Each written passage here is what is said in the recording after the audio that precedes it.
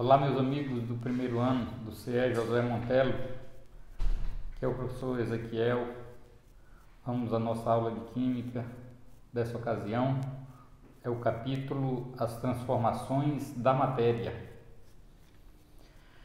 As transformações químicas são chamadas de fenômenos químicos ou reações químicas. Convém esclarecer que os fenômenos químicos ou reações químicas se expressam através de equações químicas. Essas equações químicas são semelhantes às equações matemáticas.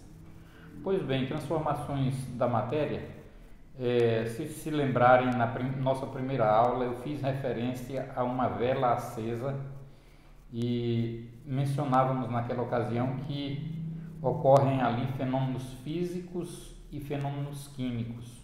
Os fenômenos químicos, obviamente, são mais profundos porque eles provocam uma transformação da matéria mais profunda. E quero citar nessa ocasião como exemplo de equação química o CaO mais H2O, que implica na produção de CaOH2. Essas substâncias que eu mencionei, citando os símbolos químicos dos elementos componentes das mesmas, são o CaO, o óxido de cálcio, o H2O, a água, e o CaOH2, o hidróxido de cálcio. Sendo uma equação química, ela possui primeiro e segundo membros, tal qual na equação matemática. Tudo que se encontra antes da setinha recebe o nome de reagentes, e tudo que se encontra depois da setinha são os produtos. Desse modo, reações químicas são processos que transformam uma substância chamada reagente em outra chamada produto. Eu estou dizendo uma substância, mas pode ser mais de uma, e os produtos também podem ser mais de um. Agora eu quero passar aos tipos de reações químicas. O primeiro tipo que quero apresentar é a reação de síntese. Esse tipo de reação, as substâncias se juntam formando uma só. E eu apresento um esquema, né, que traduz mais ou menos o fenômeno, dizendo que A mais B implica, quando eu digo implica, se referindo à setinha, A mais B implica em AB.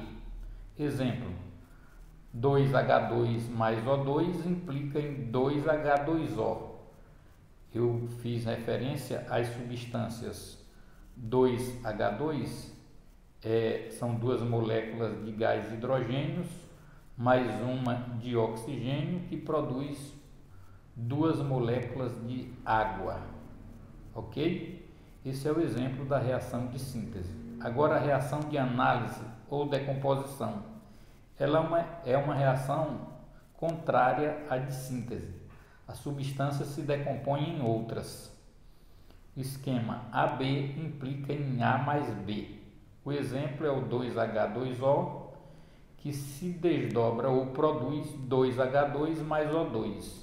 Obviamente, 2H2O são duas moléculas de água que produzem duas moléculas de gás hidrogênio mais uma de oxigênio, ok?